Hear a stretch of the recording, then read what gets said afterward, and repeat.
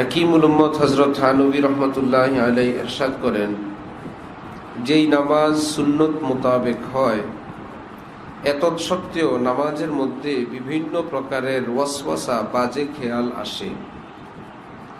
আরেক নামাজ সুন্নতের খেলাফ, কিন্তু কোনো খেয়াল ইত্যাদি আসে নাই। খেলাফে সুন্নত নামাজ এর চেয়ে সুন্নত মোতাবেক নামাজ, যার ভিতরে অনেক ওয়াসওয়াসাও আসছিল, সেটা আল্লাহ পাকের নিকট বেশি পছন্দনীয়।